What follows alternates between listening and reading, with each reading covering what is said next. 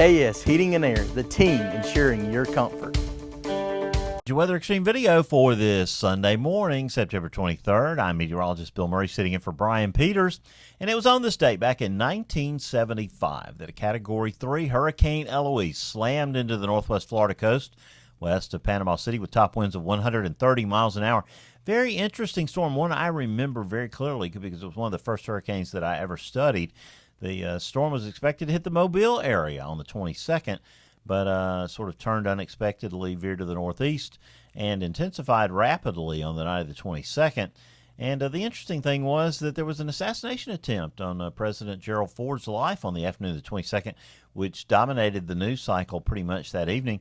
So a lot of folks were caught unawares by the hurricane in places like Fort Walton, Destin, and Panama City.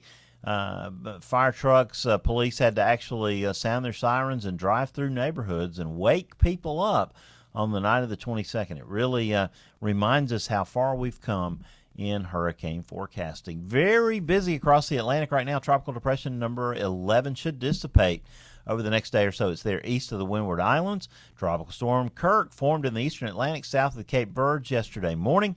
And Kirk will continue to the west, far to the south, keeping it out of the reach of dry air intrusions and wind shear, and keeping it on a westerly course. Could be near the islands by Thursday, but not expected to become a hurricane. There's an area disturbed weather in orange there south of Bermuda. It's going to move to the northwest, does have a chance of development, but it will encounter increasingly unfavorable conditions as it nears the U.S. East Coast. Maybe some rain and wind for the Carolinas. You see that big red X there in the middle of the Atlantic between Bermuda and the Azores. That'll become a big storm. Whether it's going to be tropical or subtropical will be yet to be seen, but it probably will be with us for about a week before finally being shuttled off to the northeast. Good news is some rain coming our way over the next 7 days. Here's the WPC QPF map over the next 7 days showing 1 to 2 inches of rain expected across north central Alabama in the I-59 corridor, with amounts tapering off the further you go to the southeast. Only about an inch in the or less than an inch probably in the I-85 corridor. Heavier amounts to the northwest, though. The northwest corner of the state seeing around 3 inches, maybe 5 inches or more over western Tennessee there into western Kentucky. Now that's good news. A drought monitor showing abnormally dry conditions for the northern half of Alabama, with some level 1 moderate drought across southern Tennessee Valley up into the Shoals area, and that's where some of the most beneficial rains will fall. Subtropical high pressure dominating the southern United States, kind of keeping a front at bay that's just to our northwest. That subtropical high will hold on into midweek.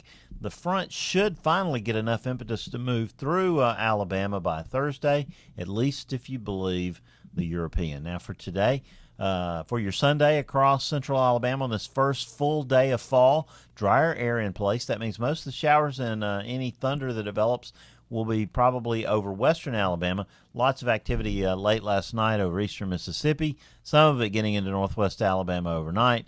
Most of the idea is that we'll see this activity again to the west later this afternoon. We'll take a look at the European for Monday night, Monday evening about 7 o'clock. You see fairly widespread showers and a little bit of thunder across Alabama, hoping that comes true. Clouds and rain will keep temperatures in the lower middle 80s Monday through probably Thursday across Alabama, which would be really good news. You can see that disturbed area of weather there south of Bermuda that will be moving toward the southeastern United States coast. Now that same trend continues on into Tuesday and Wednesday, and as we move toward Thursday, the front starts to make its move according to the European. Better chances of rain over northwest Alabama. Those rain chances spread southward during the day and finally get south of us by Friday afternoon. You get the idea that the front will be south of I-59 and I-20, and that means rain chances will be better over the southern half of the state, and that could be really good news for high school football on Friday night, and even better news for Alabama and Auburn as they play on Saturday and Sunday, both at home. It looks like could be a little less humid, a little cooler, and basically dry for those SEC games. Now, we'll take a look at the European 15-day temperatures. You can see some hope out there. We've been advertising a nice cool down. This is what will have to suffice. We'll back off after highs today around 90 for most areas except northwest Alabama, where we'll see lower and middle 80s because of the clouds and rain. Everything will back off into the lower and middle 80s into midweek. And if that front gets through here like the European advertises, we'll see highs in the lower 80s, near 80 degrees for much of that first week of October, with lows falling back at least into the upper 60s. And if you look back at the end of the cycle there around October 5th and 6th, how about some lows around 62 to 64 degrees? We'd take that, wouldn't we? Well, that's your Weather Extreme video for this Sunday morning, September 23rd. It's been a pleasure to be here with you. James Spann will be back with a weather video tomorrow until I get a chance to do this again here very soon. I hope you have a great week, and talk to you later.